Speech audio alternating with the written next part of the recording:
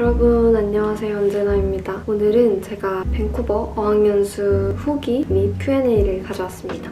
간식을 먹으면서 얘기를 해볼게요. 체리마루. 한국에서 너무너무 잘 먹고 있어요, 요즘에. 제가 만든 고양이에요. 어때요? 바늘로 콕콕콕콕 찍어서 하는 양모 펠트? 그걸로 만들었어요. 네, 그래서 오늘은 Q&A 형식으로 영상을 말해볼 건데 제가 따로 질문을 받지 않았고 저 혼자 그냥 많이 궁금해 주실 만한 그런 질문들을 추려서 질문지를 만들어봤습니다.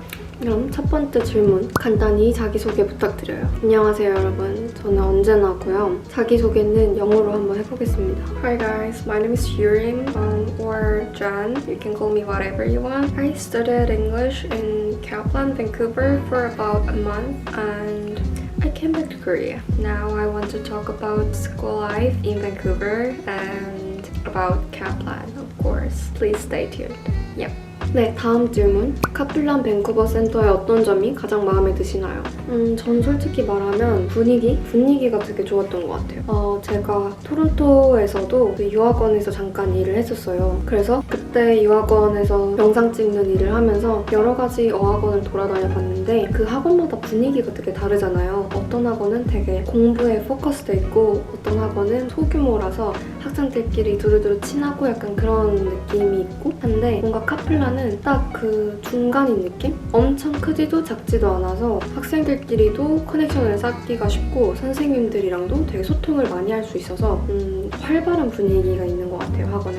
그래서 그게 되게 마음에 들었습니다. 그리고 세 번째 질문. 밴쿠버에서 가장 좋아하는 장소는 어디인가요? 예일타운에 쉐어를 얻었었거든요. 그래서 진짜 딱 예일타운 쪽에 살았었는데 너무 위치가 완벽한 거예요. 진짜 다운타운이랑도 멀지 않고 바로 옆에 또 데이비드 랜파크랑 이렇게 선착장이 딱 보이는 그런 공원들도 있고 그리고 예일타운 거리, 거기 상권 이런 것도 너무 좋고 그런 분위기. 그래서 예일타운 제일 좋아합니다. 카플란에서 참여한 소셜 액티비티 중 가장 기억에 남는 액티비티는 무엇인가요? 진짜 카플란 책자가 달마다 나오거든요? 근데 진짜 액티비티가 활동이 빠지는 게 없이 빼곡히 되게 재밌어 보이는 게 많이 있는 거예요. 캠핑도 가고 비치에서 발리볼도 하고 되게 다양한 활동이 있어서 정말 학생들이 친구 사귀기에 너무 좋을 것 같다는 생각이 들었고요. 저는 개인적으로 그때 학원 첫날에 오리엔테이션 끝나고 다 같이 투어를 하고 끝나고 이제 밥을 먹었는데 거기서 되게 친구들을 많이 사귀었거든요, 초반에. 그래서 그게 가장 기억에 남습니다. 그때 만난 친구들하고 학원 끝날 때까지 계속 따로 만나고 얘기도 하고 그랬던 기억이 있어서 네. 근데 어학원 생활을 좀 더 길게 하신다면은 밴쿠버 근처에 조프리 레이크도 있고 그다음에 키칠라노, 잉글리시 베이 등등 너무 멋있는 자연이 많으니까 특히 여름에 오시면 즐길 거리가 너무 많거든요. 그래서 학원 친구들이랑 같이 하시면은 너무 좋을 것 같습니다. 그리고 다섯 번째 질문은 카플란 밴쿠버 센터의 선생님들에 대해 말씀 부탁드릴게요. 그래도 한 분만 제가 말씀을 해보자면은 기본 수업을 해주시는 선생님이 계셨어요. 수잔이라고 계셨는데 제가 약간 성격도 내향적이고 나서서 말도 잘 못하고 이러는데 그 선생님은 저 안에 있는 말하고 싶은데 억누르는 그거를 끌어내주는 선생님이셔서 제가 그 수업에서는 말도 되게 많이 하고 학생들이랑도 되게 즐겁게 토론하고 얘기하고 했던 것 같아요. 다음 질문.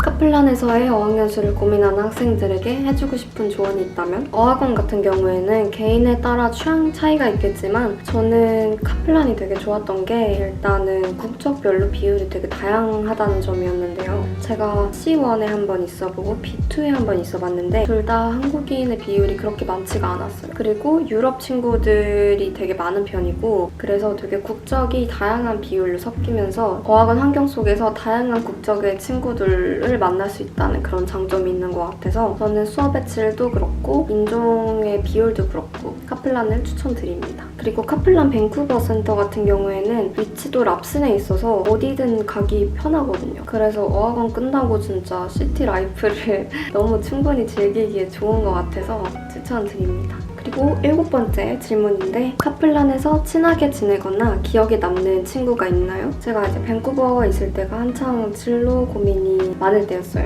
한국에 돌아가서 바로 뭐를 하면 좋을까 이런 고민이 많았었는데 친했던 일본인 중에 40대 분이 계셨는데 이제 본인이 도쿄에서 회사를 운영하시다가 영어를 배우고 싶어서 밴쿠버 카플란에 왔다고 했어요. 그래서 그분이랑 이제 얘기를 하다가 요즘 한국에 돌아가서 다시 회사에 들어갈지 아니면 전부터 하고 싶었던 창업을 할지 고민 중이다. 그러니까 그분이 이렇게 듣더니 저한테 내가 들어보니까 너가 무슨 마음인지 너무 알 것 같다고. 근데 내가 내 회사를 10년 정도 운영해보니까 나는 지금까지도 이 일에 만족하고 있다고. 너가 너 안에 숨어있는 재능을 사람들한테 보여줄 기회를 스스로 만들어야 된다면서 조언과 격려를 해주는 거예요. 너 안에 숨어있는 재능을 다른 사람들을 위해 일하느라 썩히지 말라고. 그러면 평생 아까울 거라고. 그런 식으로 얘기를 해주니까 뭔가 마음속에서 해답처럼 이렇게 싹 정리가 되는 기분이 들었거든요. 뭔가 외국에 나와서도 이렇게 진실되게 얘기를 나눌 수가 있구나를 느껴서 되게 그때 감동을 했었던 기억이 있습니다. 그리고 이제 좀 더 학원 수업과 관련된 질문들을 한번 뽑아봤는데요. 카플란 밴쿠버에서 수강했던 일반 영어 과정은 어떤 과정인가요? 수업 구성 및 학습 내용, 시간표 등등에 대해서 알려주세요. 제가 들었던 과정은 이제 크게 나누면 3교시가 있는데요. 1, 2교시는 이제 보통 제가 선택할 수 없는 기본 수업이고 3교시는 제가 선택할 수 있는 선택 과목이에요. 그래서 1, 2교시는 한 선생님한테 듣고 중간에 쉬는 시간이 있어요. 요거는 8시 10분부터 11시 20분까지 수업이 진행이 되고요. 이렇게 1, 2교시가 끝나고 나면은 쉬는 시간이 있고 그 다음에 3교시가 시작이 됩니다. 요거는 선택을 할 수 있어요. 그래서 저는 비즈니스 수업을 선택을 했고 요거는 11시 30분부터 12시 40분까지. 그래서 수업을 다 마치면 12시 40분이 됩니다. 아까 말씀드렸던 1, 2교시 일반 수업 같은 경우에는 그때그때 책이나 교재에 따라서 수업 주제가 바뀌는데 보통 스피킹, 라이팅, 리스닝, 리딩 이 한 수업에 다 들어가 있어요. 그래서 예를 들어서 관계대명사를 배우는 날에는 관계대명사가 있는 지문을 한번 쫙 읽고 거기에 대해서 배운 다음에 리스닝을 하고 그 리스닝에 대한 라이팅을 하고 그거에 대해서 또 토론을 하면서 스피킹을 하는 이런 과정으로 하나의 주제에 대해서